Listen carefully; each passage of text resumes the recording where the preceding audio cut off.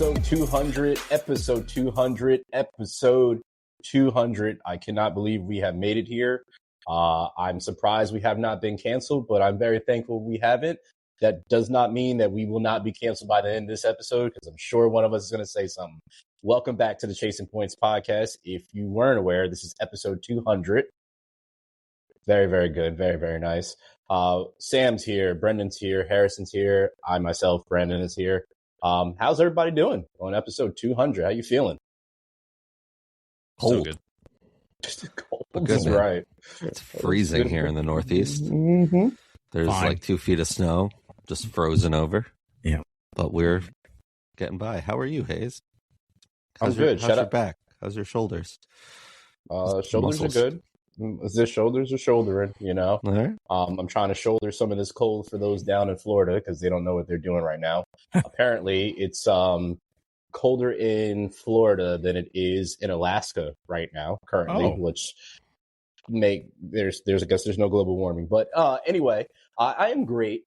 Just moved into the new apartment in one of the offices and whatnot, so that's why I finally don't have a weird ass backdrop behind me. But yeah, happy, tired, all the things, but happy to be back with you guys. Thank you for asking, Sam. I feel like you should. I really like what you did with the place too. Yeah, it looks really good. Yeah. I feel like you should bring the Nice background beige. back just for 200. Nah, that was only a temporary thing. It's back to the original. Just plain white wall behind me, you know?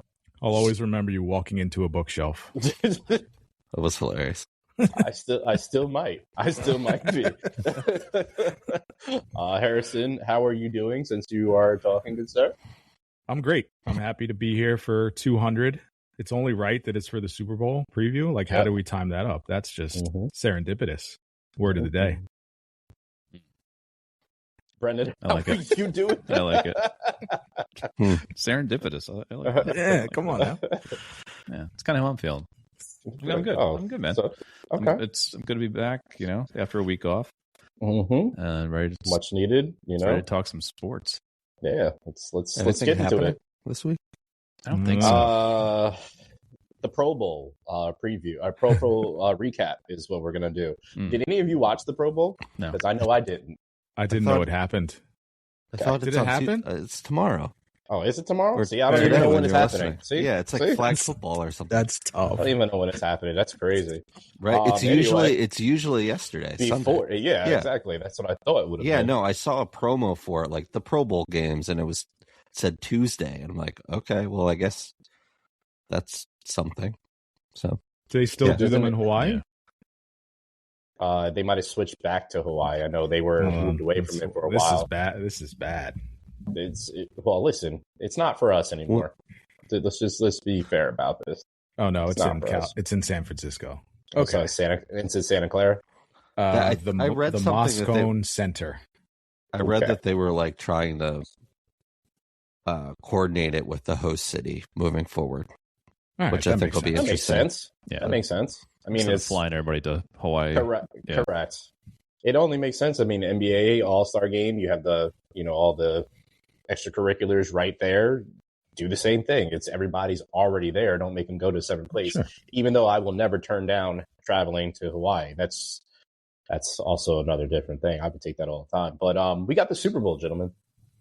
The Super Bowl is here. Seahawks, Pats, Santa Clara. Very glad the Niners aren't playing in it.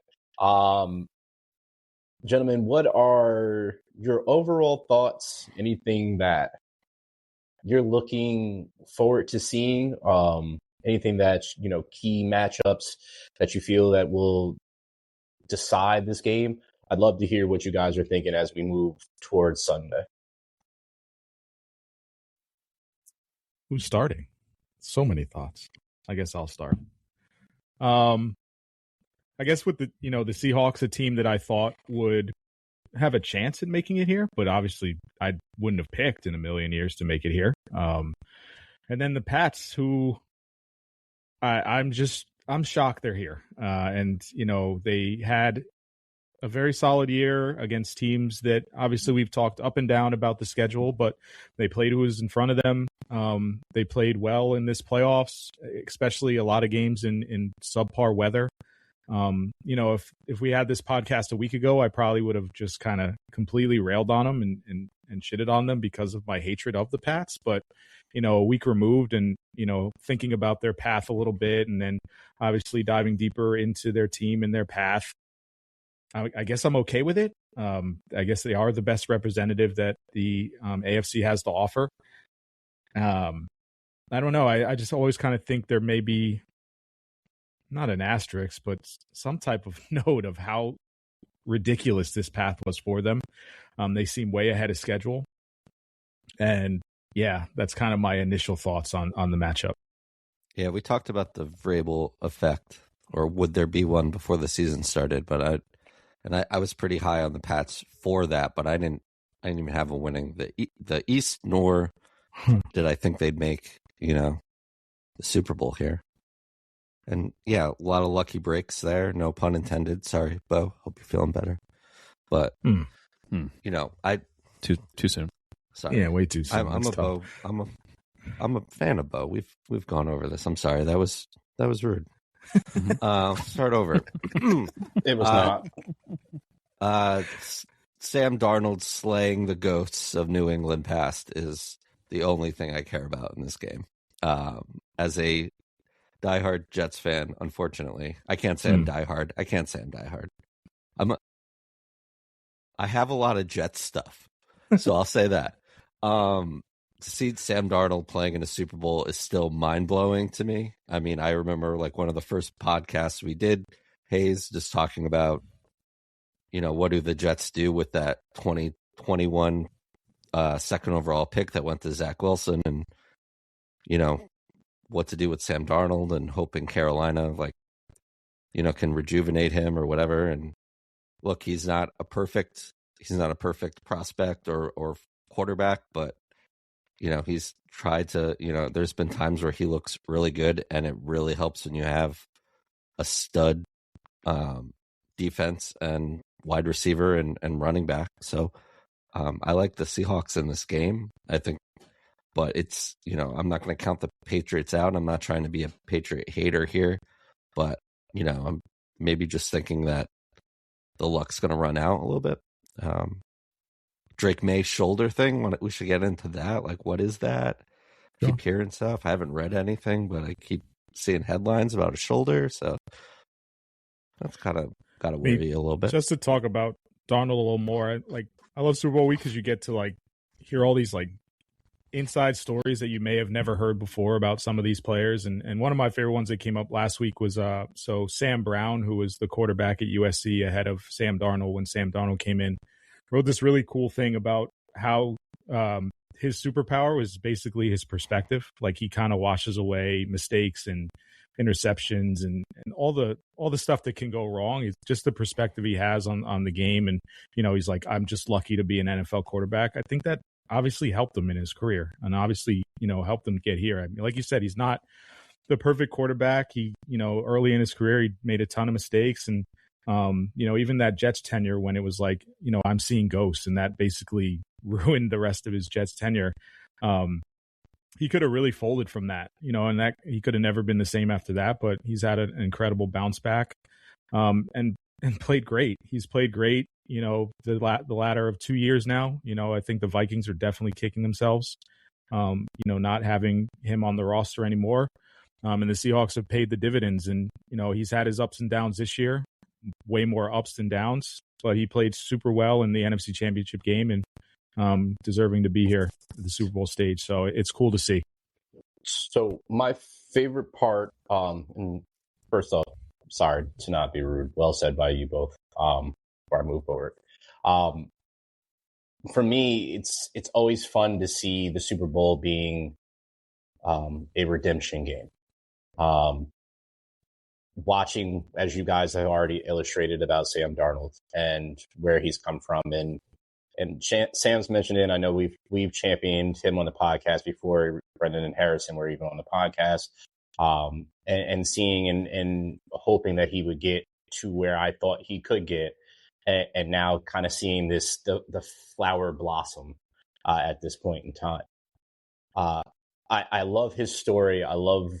You can always tell a guy's demeanor or character by his teammates, and everywhere he goes, his teammates celebrate him. And that should say something. But this also goes to something that I've pretty much beat the dead horse here on numerous occasions. This is what happens when you give a quarterback time.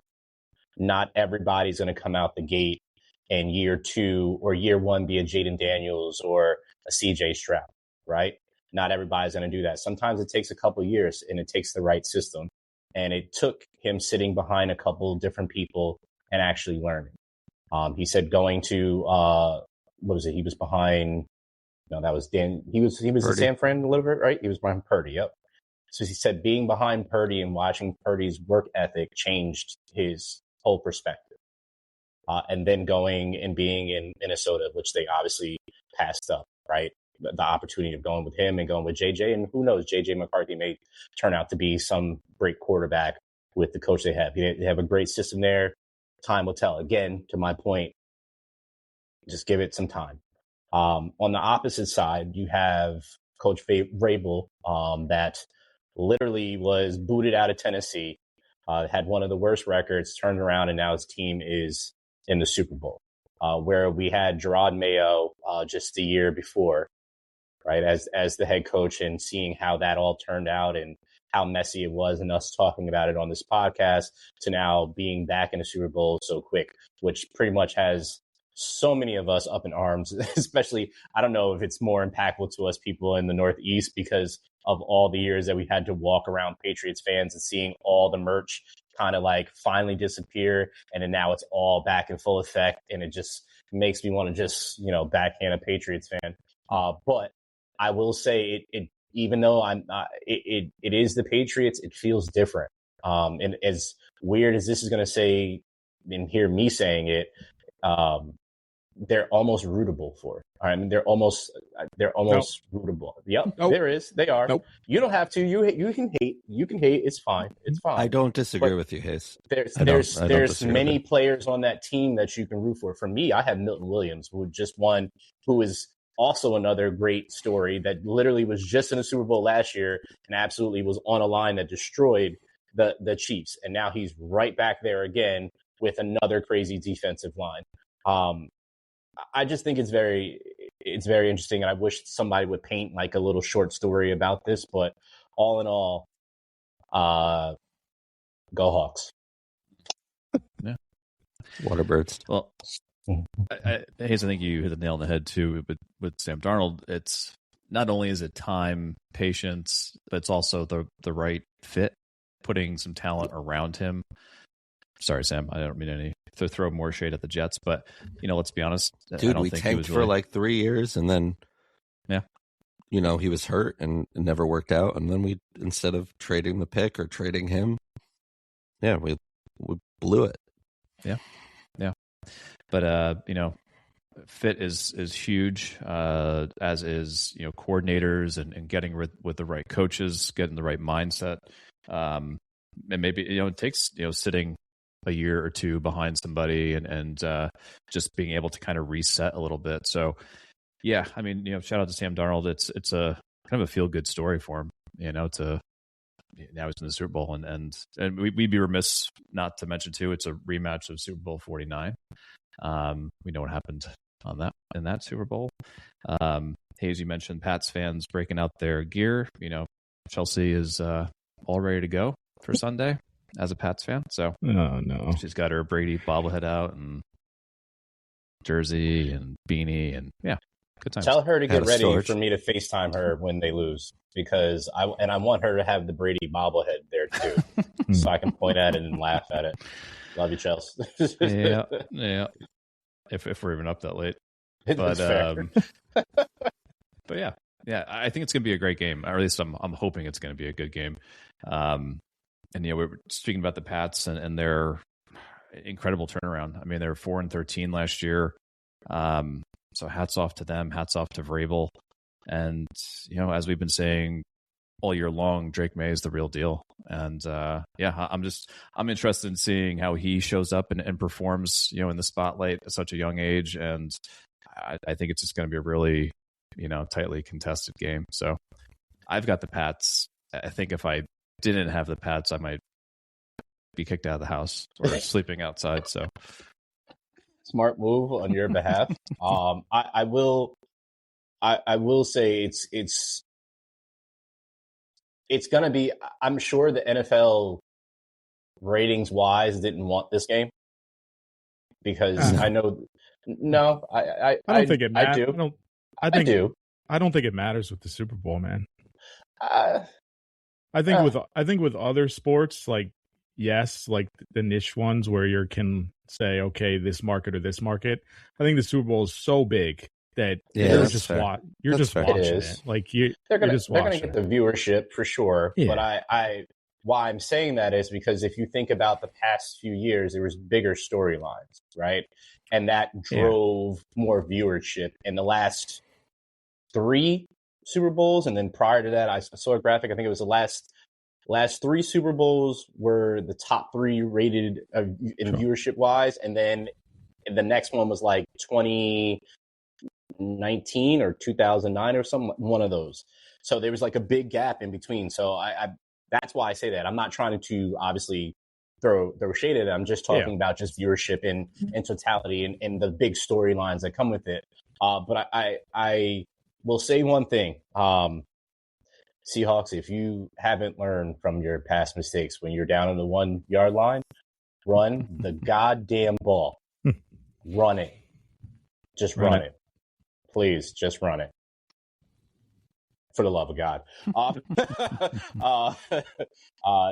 That's all I have for that. Gentlemen, are you okay to move forward to some other things here? We going to picks, or did you guys do picks? I think we all have the Seahawks except for Brendan. I was hoping you all Patriots. picked the Seahawks, and I could try to pitch you guys. Maybe this game counts for 15 points, and then I would just pick the Pats. But no bite. No, not at all. Damn it. Not at all. Okay. Sorry, bro. Nice try, though.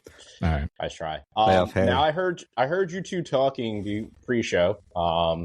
Sam, did you pull up what our picks were for the award, sir, from the beginning of the year? Okay, let's do it. Okay, all right. Let's do that, and then we'll talk about the Hall of Fame and whatnot. So, for those that are not aware, the NFL Honors of 2026 is on Thursday, February 5th. It takes place on Peacock, NFL Network, and NBC, and it will be John Hamm, who, as I spoke to Sam before you all came on, if John Hamm does not do his viral moment and that dance at some point throughout the honors, it's a fail, in my point of view. But we have awards such as the MVP. We have the Protector of the Year. We have Coach of the Year, Offensive Player, Defensive Player, Rookie, Walter Payton Man of the Year. And then we also have the Hall of Fame, which I don't want to gloss over. We'll get into that. So, Sam, I would love to hear what our picks were to start the year off. Well, I've compiled the awards that we did before the season started. Okay. And can I read off the Super Bowl matchups? Please. Yeah. All right. So I'm Hayes, Eagles over Ravens. Sam, Eagles over Ravens. Harry, Bills over Eagles. Bacon. Brendan, Bills over Packers. So I dropped it in the sheet here in case I just start rambling on. But picks for MVP here were Jalen Hurts, Joe Burrow, Patrick Mahomes, and Lamar Jackson. That's fun. Okay. All right. Offensive player, Derrick Henry, Jamar Chase, and myself, Harrison, and Brendan all had Jamar Chase. Yeah, that didn't work out. Hayes, you had Derrick Henry. Yep.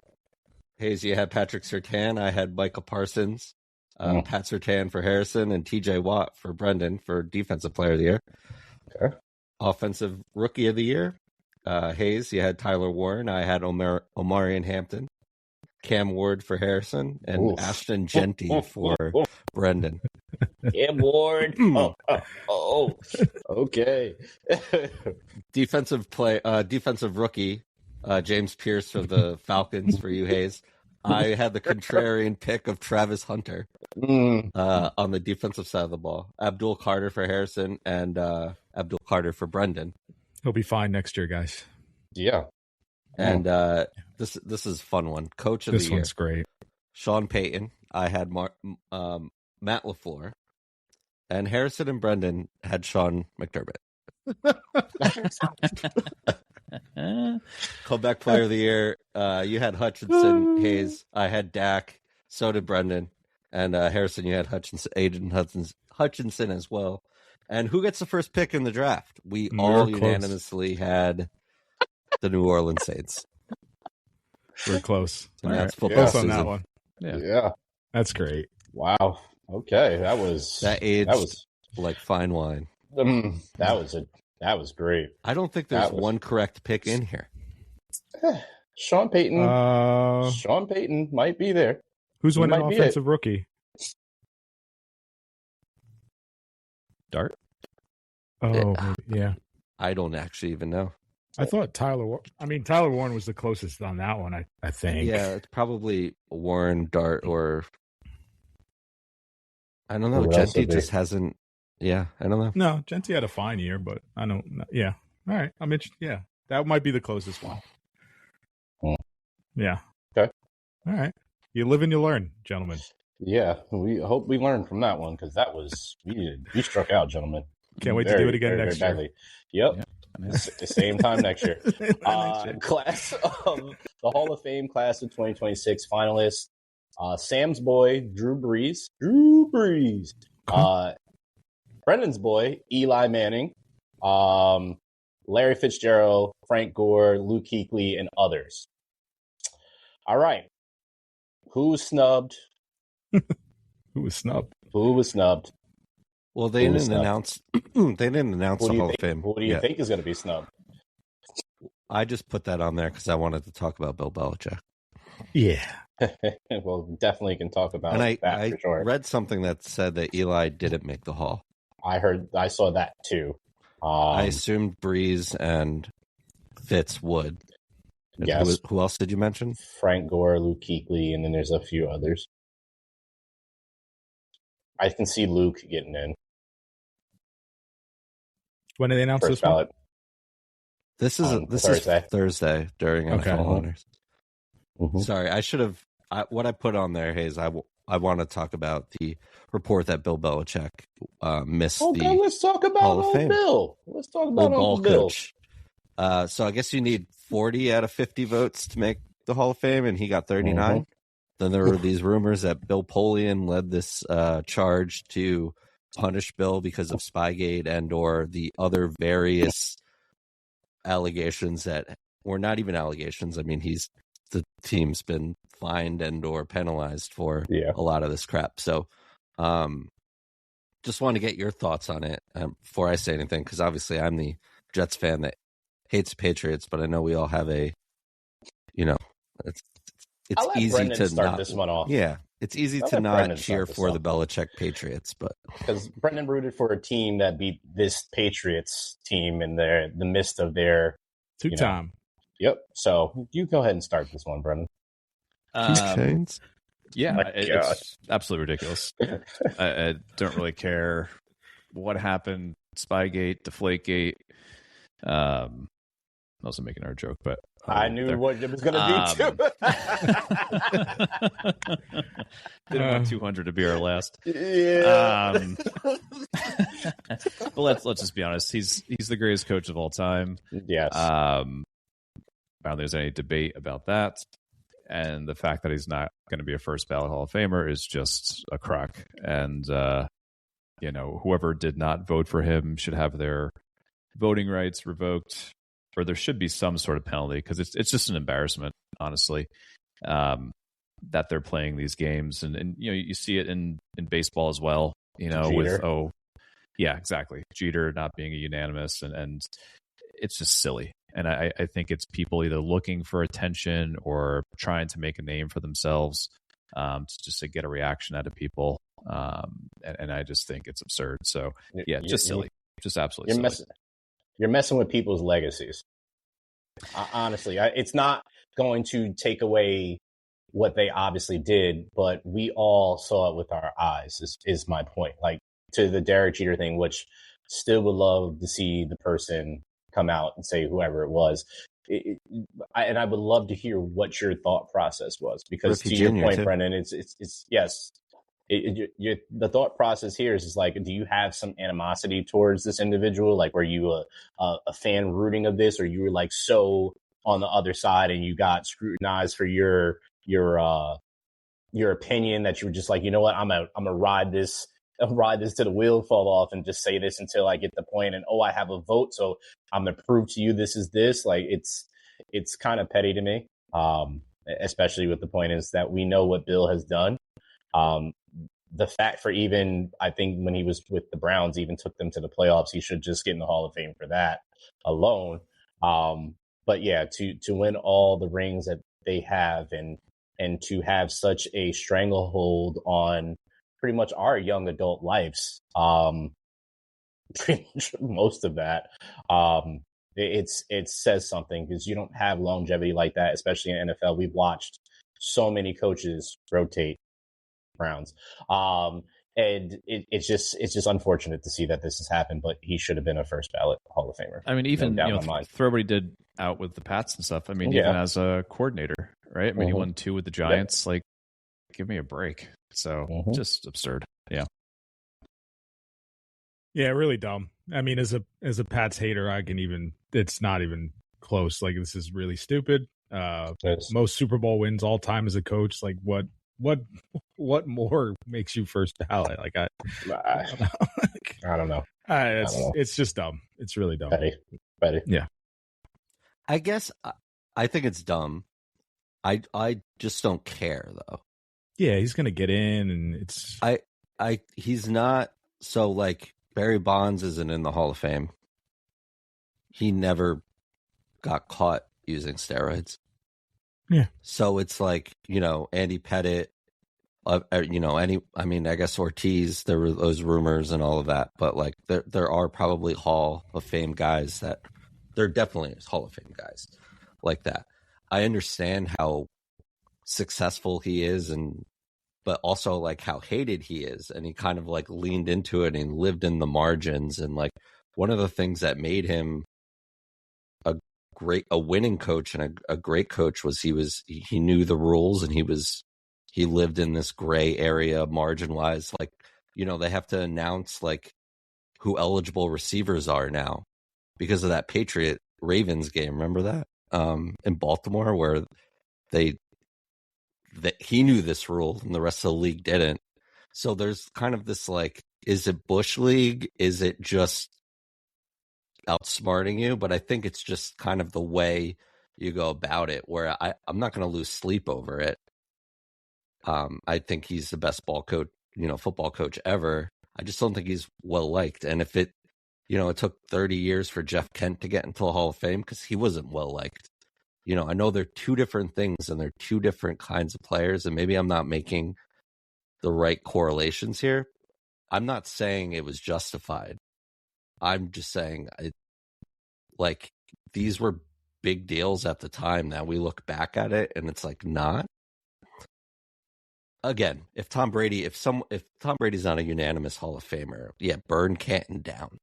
I get it. Like, and it's coming from a Jets fan or a guy who has a lot of Jets stuff, as I've now gonna go by. That's it.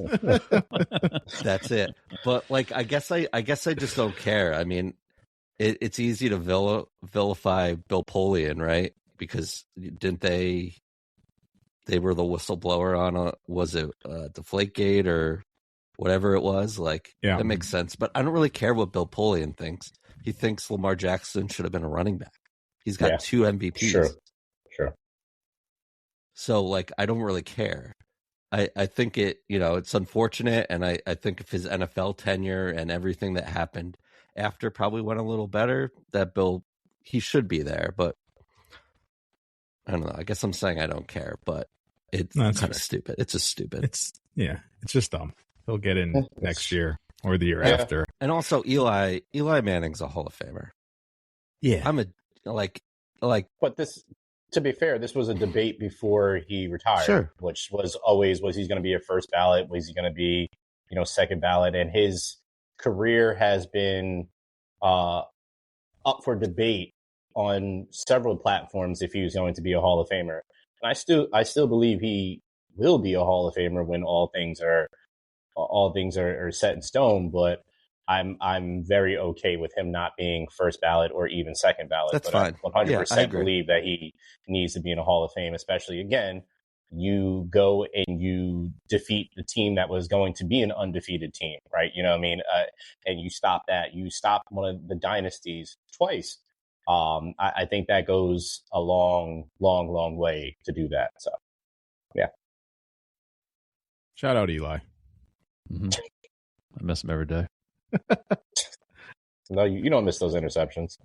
I miss those Super Bowls. That's for sure. Yeah. And playoff runs. It was a roller. It was a roller coaster, and I'm sure Brandon was glad to be on it. Yep. The highs and the lows. Yeah. Well, let's talk about some highs and some lows.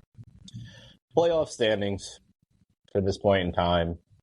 Harrison, It's over. 9-3, along Playoff with Harry. Bacon, 9-3. Let's and go. Sam and I are both 8-4. But just to remind Harrison, the regular season ended with Sam as 174 wins, Bacon with 166, Throw that myself out. with 165, and Harrison with 151. No one cares about the regular season. No, we it's do. about the playoffs. That's a larger sample size, sir. I can distance myself. I mean, Bacon's got the Pats. I got the Seahawks. I could take this crown. I basically could win the Super Bowl. You would be like the 6-7 seed wild card on the road. Just You know what? Just Didn't let the him Packers win. do that once? Just let him. He needs this. He needs this more than us. I need this. I need Let him it. have it. He needs Thank it. you. Thank you. NBA. Let's go Seahawks. go Birds. Go Yep. Birds. NBA. Oh, wait, Giannis. We still need a little more Super Bowl here for me. Yeah, that's what fair. more do you need here? Scores? What do we predict? I need some score predictions here. Oh God. It's the Super Bowl. You have to. It's fair. I like it. I don't know what to make of this game. I know that the defenses are really good. I have questions about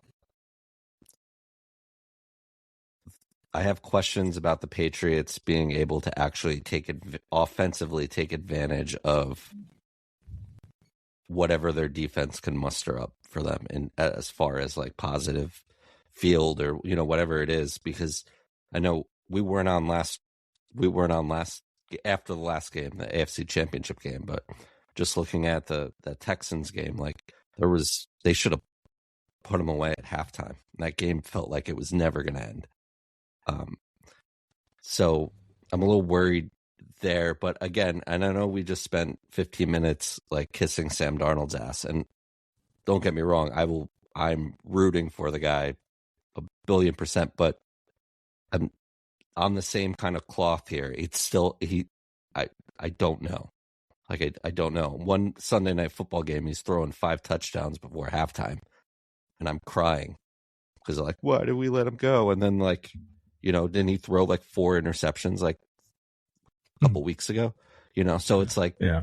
it's all within the realm of possibilities here. I think the defenses are really good. We compare position by position group here. You could say Sam? Drake May's a better quarterback, but Sam, what is your damn number? I want to hear this. I know you're giving me the whole thing and trying to take some time to figure out what your number is. I wasn't even thinking about that. I totally forgot. I was just I need your rambling number. on. I need your number. My favorite number?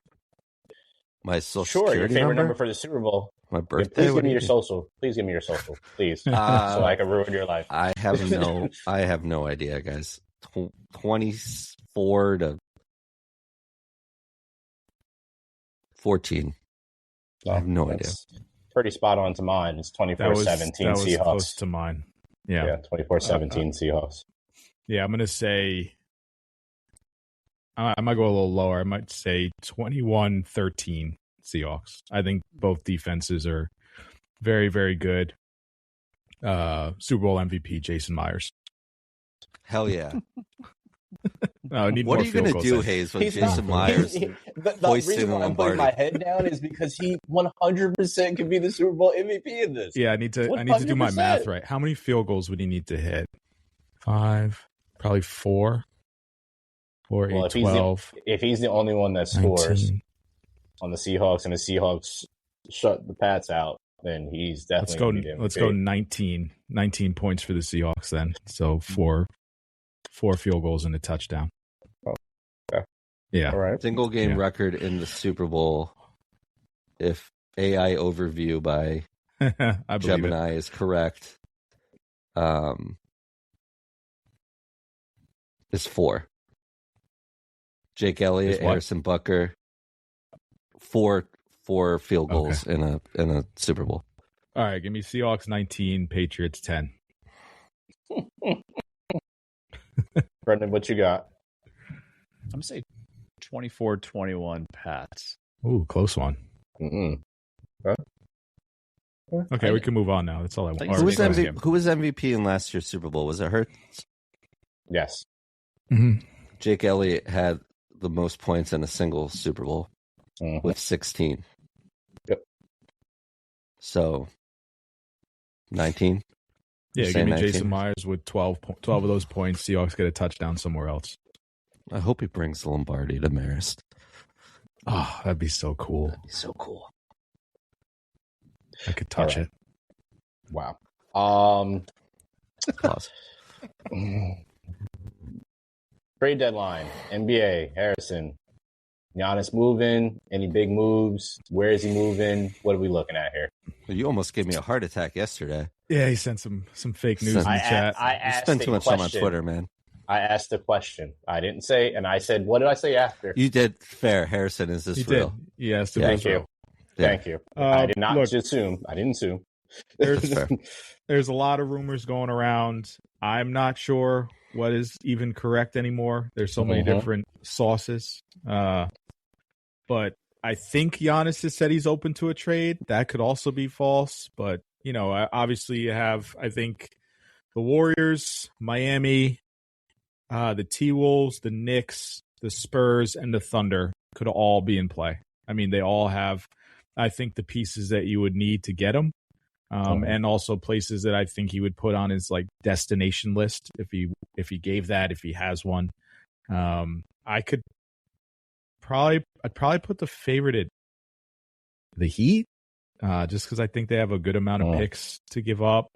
They can match some salaries with Hero and a few other guys, but I don't know, man. The Thunder have the most picks out of anyone, and imagine that the Thunder really wouldn't have to give up one of their core pieces. They would just have to make salaries match. I'd love to see him on the Spurs, him and Wemby together. That would be really fun.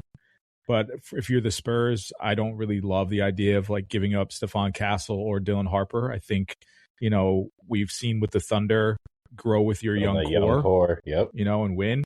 Giannis is 31. He's got a calf injury. Not saying he's done by any means, but it's a risk when you have a team built like the Spurs currently have.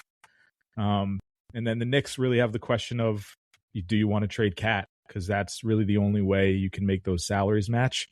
And I think go ahead. Sorry. Yeah, and do the Bucks even want Cat? Do you kind of want to just start from scratch if you're going to trade Giannis? So you want to be as bad as possible, as quickly as possible, and Cat really doesn't help you get there. So there could be a third team in there. It's the NBA is wild with trade deadline. So yeah, we still got a little while to go, a couple weeks. Yeah, and we'll see where it ends up. But yeah, I think it could be any of those teams. And there's also the option of the Bucks just not trading him until the offseason. And if the price isn't right, you're not going anywhere this year anyway. He's not playing right now, so they could also do that. The trade deadline's Thursday. Oh, it's quick. Okay, it's the 5th. Yeah, I thought it was later. I thought it was close 5 to o'clock All-Star. on Thursday. When is All-Star now? Yeah, they moved all that stuff around. Okay. It used to be like February 20 something. That's what I thought. Yeah, that's what I thought. And well, we'll find out quicker All-Star than later then. Yeah.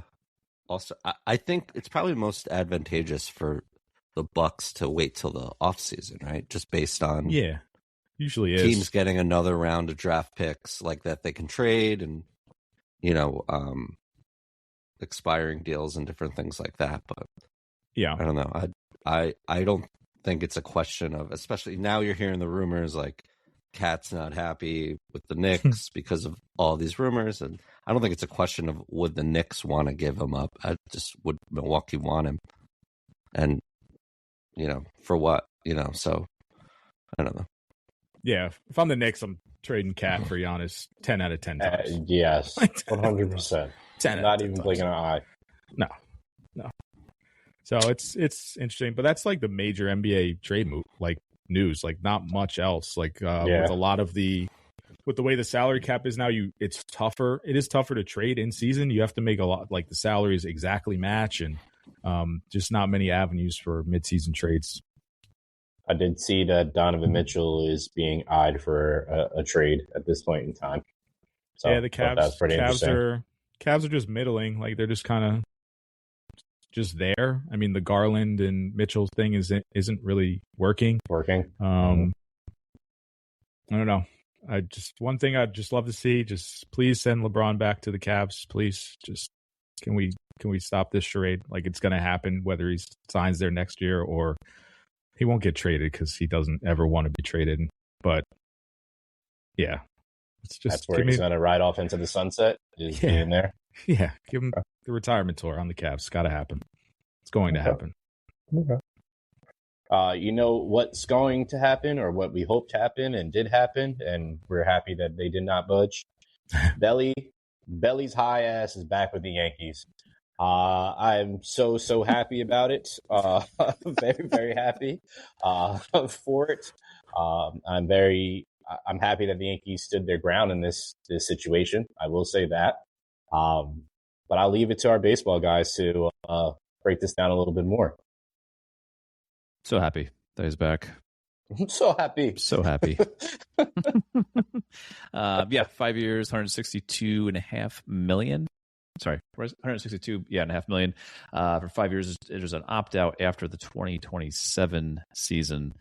And the bulk of that deal is paid within the first 2 years. 85 million to be exact, within the first 2 years. So they're not deferring his contract to year 30, surprisingly. Oh, okay. I know that's the fad these days, but yeah, no. But this was our off season right here. Like this was the top priority all along, was re-signing Belli. He just fits the Yankees, obviously being left-handed in the short porch, but also his defensive versatility. He's a smart base runner. He just does all the little things right, and we've been missing that for so long. And he's a hell of a hitter too. So, getting him back was huge, and I'm pumped. I know we're kind of running it back with the same team as last year. Maybe sans a few relievers, but. Can I ask you how you feel about that? Because that was going to be my question to both Sam and you. How do you feel now that Belli's out of the way? It kind of feels like the off season for the Yankees really starts now, kind of in a semblance of that. But how do you guys feel about them essentially running it back and some of the other choices that were made? I know there was a couple of relievers, the whole Grisham thing, so on and so forth. What is your perspective on what the Yankees look like essentially running it back? I mean, I think Grisham was a just gross miscalculation. Yep. I think everyone, including us, thought there was no way he was going to accept that qualifying offer. I definitely think that threw a wrench into things a little bit. I'm just glad that did not prevent them from ponying up and getting Belli, because if it did, then we would definitely be calling for a Cashman's head even more so than we are now. I think all of the moves that they made at the deadline last year, like Duvall, Bednar, those were all, with an eye towards 2026. So they made those moves at the deadline to bolster the pen last year, but also to replace Devin Williams. I didn't expect them to let Weaver go. I thought he was going to come back, but he got a lot of money from the Mets. I don't know. I think the bullpen is a little shaky. I do think they're going to move at least one or two guys from the rotation to the bullpen when presumably everybody comes back healthy, like Rodon and Cole come back, and Clark Schmidt, although I hope he never comes back. When he does come back, they're going to be a crowded rotation. So maybe Heel goes into the bullpen. I mean, I think he's got high octane stuff as it is as a starter. I think he would be like phenomenal at the pen. Yeah. Like this, like 2-inning, like high leverage, like Ramiro Mendoza, what we wanted Loaizaga to be, or like Luke Weaver. Yeah. I like that. He's got that profile. 100%. Especially just let him 105 coming out of the pen. Yeah. Just let him air it out for 2 innings and pitch him every 3 days. Yeah. I kind of like that. Brendan, will you ride with me to the Bronx, or we can take a flight down to Tampa and escort Clark Schmidt somewhere else? Because I'm all for that. Yes. I'm all for that. Thank you. Okay, cool. Completely. I still don't know what they see in him. Honestly, they can put him in the bullpen, and I don't even want him there. But I think too, what the Yanks do well, and they've done it well for the past several years now, is find these kind of like diamonds in the rough, and they just make them into really key pieces of their bullpen. I mean, Clay Holmes, for all the the grief that he caught and everything about his inconsistencies and tendency to blow up here and there. At the end of the day, he was a really good reliever and a good closer for us. So they find guys like that. So the guy that they select in the Rule 5 draft, who knows? Maybe he surprises us and becomes a high leverage guy or an impactful piece coming out of the pen. So to answer your question, Hayes, yes and no. I am a little bit worried. Duvall wasn't great when we got him last year from the Giants. Bednar was solid, so I'm not too concerned about him. We got Tim Hill back, which is great. I still think they could use another power lefty in the pen, but I trust Matt Blake and the Yanks to find someone to bring up through the system. And speaking of the system, not to nerd out too much more on prospects, but we have a lot of solid arms down there right now who could make an impact later in the year.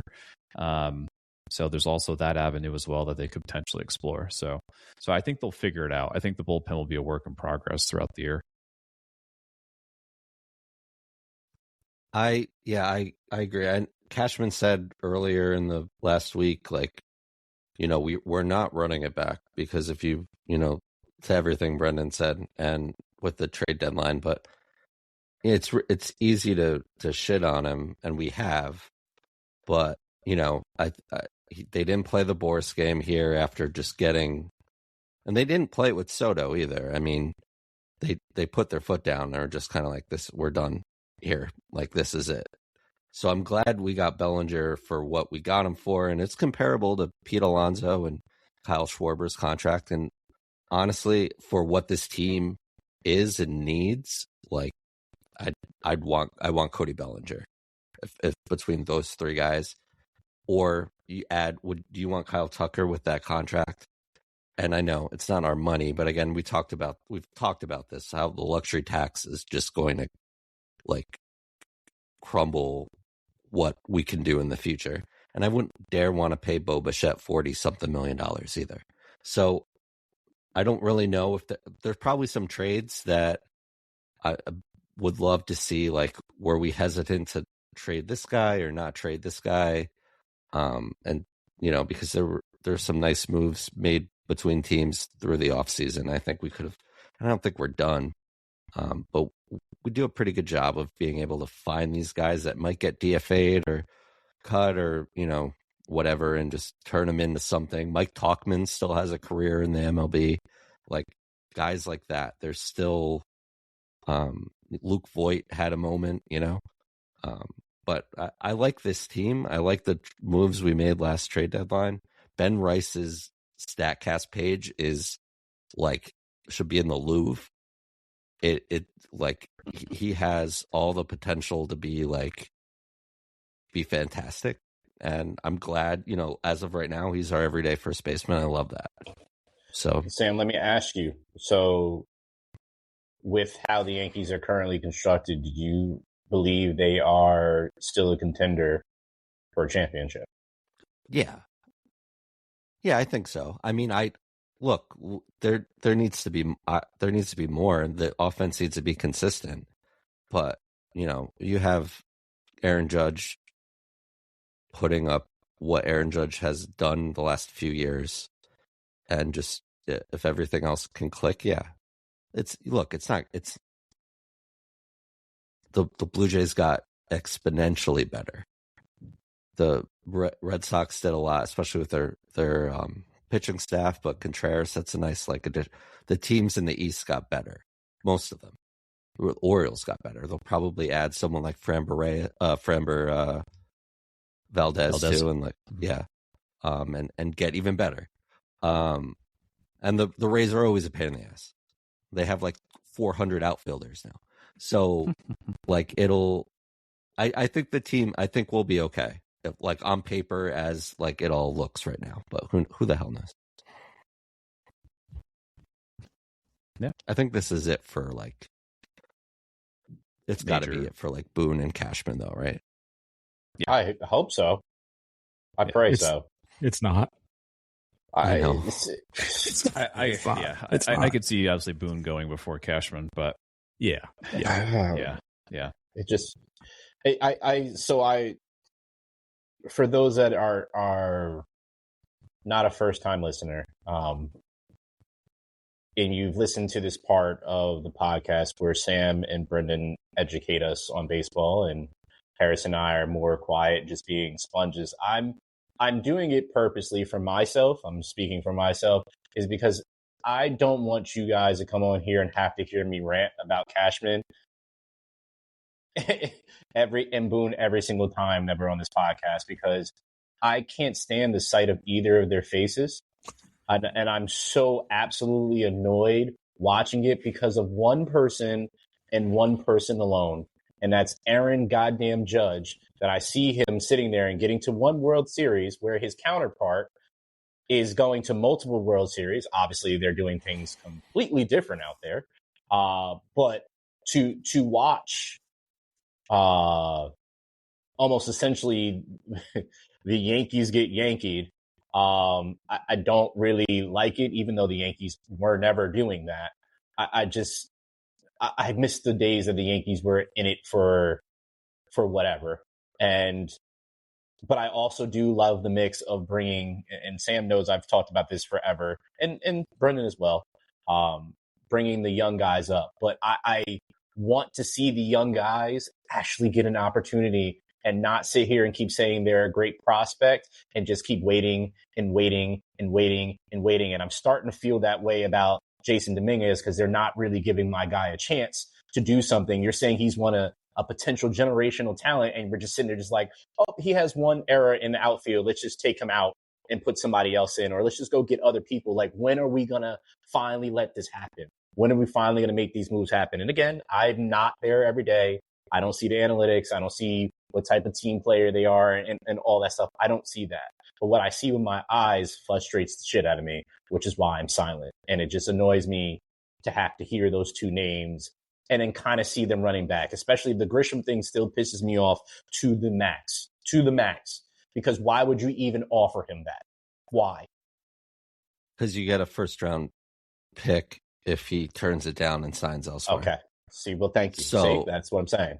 These things like this. Yeah. So that's the qualifying offer. It escalates every year, but it's $22 million a year. But this year, it's usually teams don't really get caught like this. But the Tigers offered it to Glaber. Glaber took it. Shota took it. Shota Imanaga took it from the Cubs. There was a couple other guys that they took it, and the teams kind of did the same thing the Yankees did, where it's oh yeah, we'd love to have him back.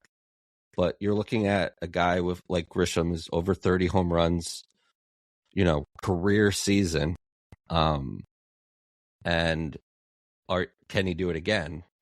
Okay, but it's, I just made $22 million, and the market for him probably wasn't as great as maybe we thought it, or the Yankees thought it was going to be. So you offer the money, you try to get that first round pick. And otherwise, just kind of let him go. And that's sometimes Hayes too, where there's been years where free agents don't sign until like really late. Like there was one year it was Craig Kimbrell, there was someone else, Jordan Montgomery. Was it Jordan Montgomery? They didn't sign until like really deep into like May, because then that window for the draft pick disappears. Gotcha. Because the team just doesn't want to forfeit that by signing this player. So it's not a good look, and I wish it didn't happen. But I would say, so now that you gave me a different type of perspective, like I get it. You're it's a gamble. You obviously want to get, that pick and whatnot. It's just, I know he had a out of body experience last year and went absolutely off, Mr. No Gloves out here. But it drives me crazy to see, I guess, how this is kind of unfolding. And I know for the longest time, like, we didn't have pitching, and that was our downfall during this Aaron Judge era. And now we have pitching, and then it's like not healthy as we have it. Then we got these young, talented guys. Like, we needed role players, and the infield was kind of shaky. And now we're getting, more role players in there. I've heard about the rumors about Abrams, right? Potentially as a potential landing spot for the Yankees, whatnot, to have him paired with Jazz. I don't know how true that is. And if that actually comes to fruition, or even if you guys like it and think it's a good idea. But I just would like to see build around the pieces that are actually doing well, like the Jazz Chisholms of the world. He was one of the best second basemen in the league last year. Why are we still, are you guys against extending him, is my question, I guess. Because I feel like you finally have a guy in the infield that can do something and brings the type of swagger that he brought, but also the offense along with the glove. So why not extend him? You think that's someone as high profile high profile from like just you think Jazz wants to sign a deal before going to the market? And also, I don't think Cashman's the right guy to make those kind of deals, right? Like he publicly balks at everything. He didn't want to re-sign Aaron Judge. To answer your first question, if I'm any player, I want to see what the market offers, because there might be that. But if I'm saying one thing to the public and saying, this is where I want to be, right? I want to be with the Yankees, and I want this. Like, I'm sitting down at the table, like, listen, I want to be here with you guys. If not, I am going to go to the market, but I want to be here first. Like, let's get this deal done. And to your point, we've watched Cashman even with Judge. So if he's going to do it with Judge, to a lesser player, I can only imagine what those type of conversations are like. I'd re-sign Jazz. I think this team changed, to your point, a lot 2 years ago when that trade was made. Just from what they could do, the versatility that he has, the swagger he has, just the speed and just kind of energy that he has, I think is something that was never consistent with this group of Yankees. So I like that. Like, I agree. The CBA expiring at the end of the year is going to throw a wrench into a lot of things. So I'll be interested to see what that looks like. But yeah, if I had an opportunity to re-sign Jazz at, something similar, I don't know, something that Cody Bellinger got, I would do that. Sure. So you think with the CBA expiring then this year, we see more extensions mid-year, guys that just want to get under contract quickly before who knows what happens after that, and maybe at better deals?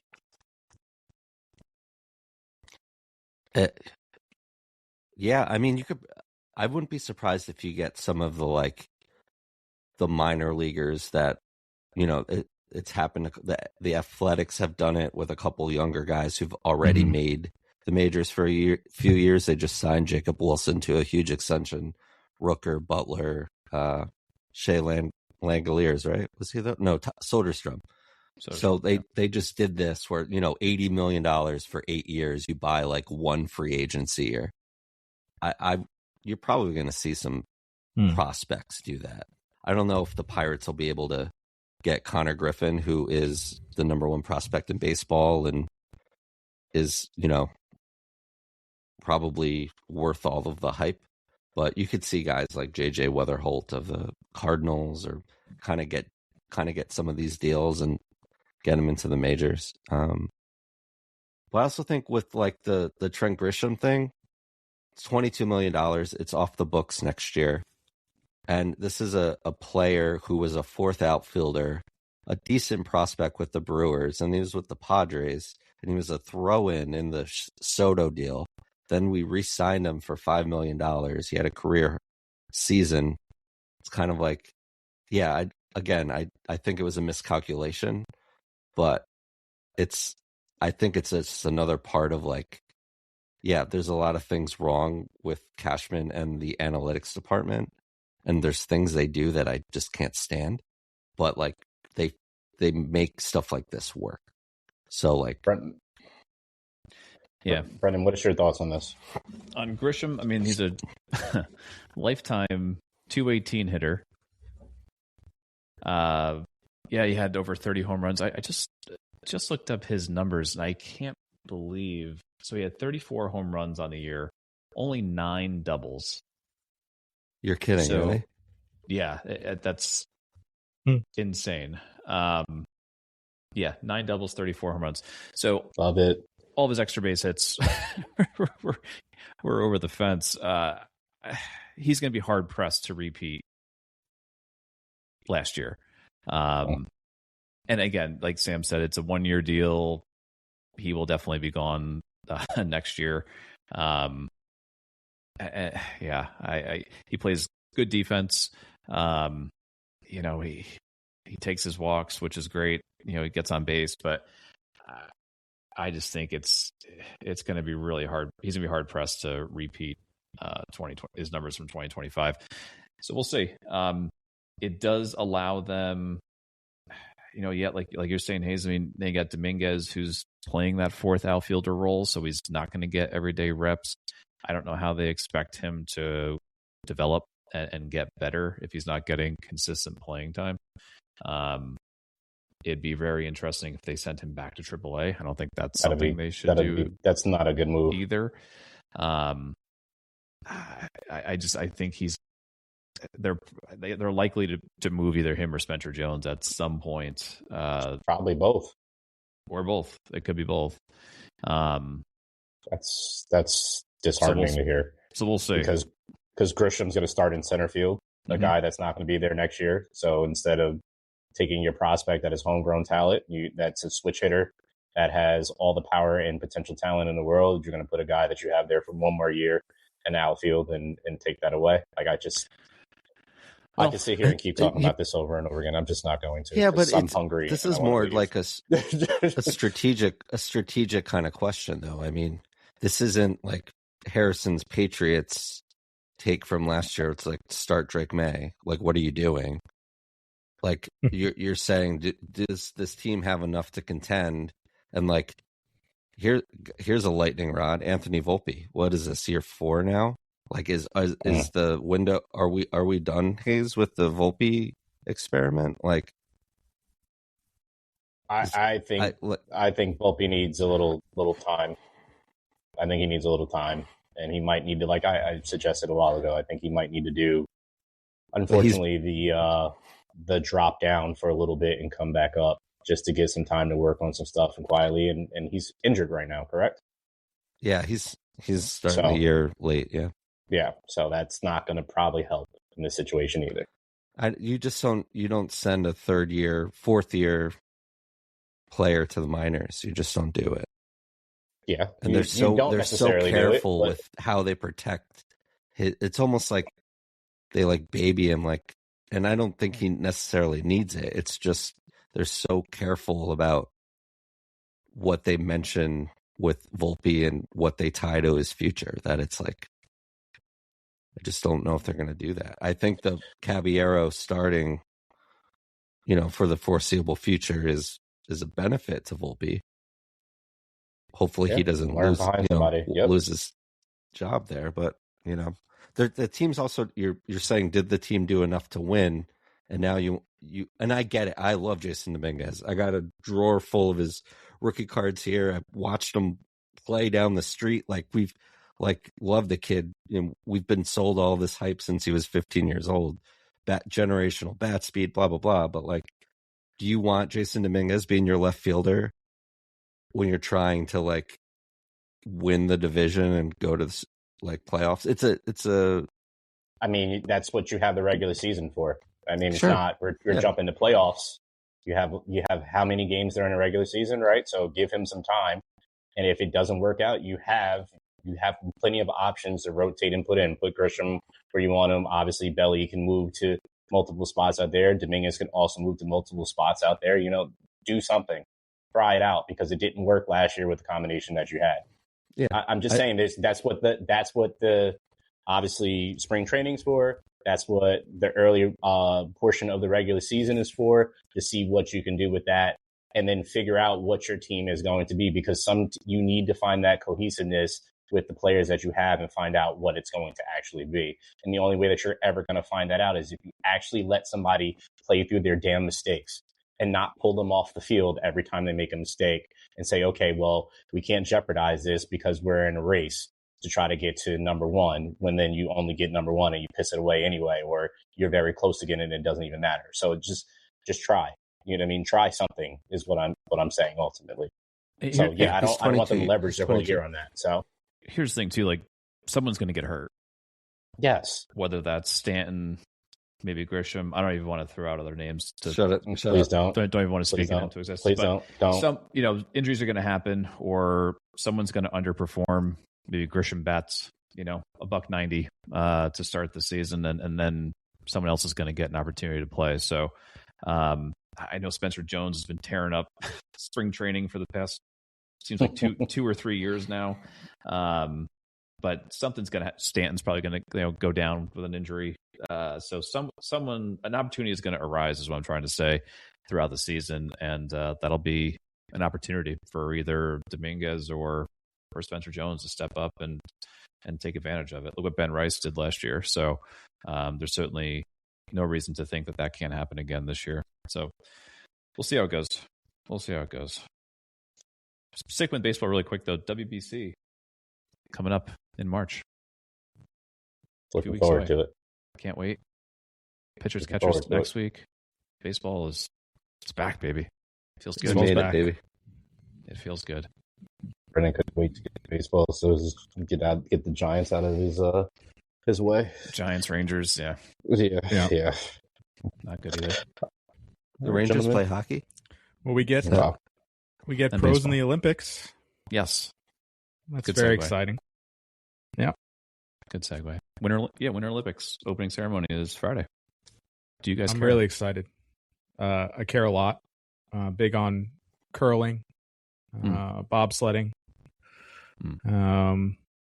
We get ice hockey for the pros in ice hockey for the first time since 2014. So that's going to be fun. The lineups are loaded. Only downfall, I guess, is the ice hockey arena not finished. Oh, so that's good. They've had a lot of construction, a lot of construction issues. Could be sheetrock just falling from the stands. Who knows? But another reason to tune in. Little added drama. Yeah. 6 hour time difference. So we're ready. We're locked in. Right. Yep. I love the Winter Olympics. I don't know about you guys, but I do too. Between the downhill and obviously men's hockey, women's hockey as well. Big into that.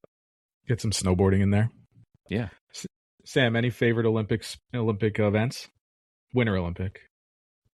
I remember the first time I saw curling, and I was like, "This is great." Oh, I don't know curling. what this is, but this is awesome. So yeah, I will sit and watch curling. I'll watch the Winter Olympics. Yeah, I like it. I think NBC does a great job too. Like they do like the nightly wrap up, and you get all the kind of events in a speed run, for a couple hours. So from a media perspective, it's going to be a hell of a week for NBC. They have Mike Tirico is going to be doing the Olympic stuff from the Super Bowl booth, and then February 5th flying to out. 22nd. Tons of Olympics. That's it. That's all I got. That's it. I think Hayes got really hungry and left. Yeah. So I'll wrap this up. We just rambled for the last 40 minutes about nonsense, but go Birds. Sorry, Chelsea. But for Hayes, Waterbirds, Harrison, and Brendan, my name's Sam. Thanks so much for listening. And whether it's your first time listening or 200th, thank you so much. And we're honored to have an hour of your week every week. So thank you. And go Sam Darnold. Let's do it. Go Waterbirds. I just realized I can't pause the. I don't know what stuck to do here. I think so. All right, for episode 200, we should just go 200 minutes. Just let it run. Yeah, what else do we have? What else can we talk about? Yeah, like I can. This is gonna be funny. I hope this gets cut or doesn't. What if we all I think leave? we just leave the room and just say, "Figure this out, Hayes." I'm sorry. Yeah, I guess that's our only choice. All right. Well, All right. Yeah. Okay. Goodbye. See you guys. Don't at us, Trent Grisham.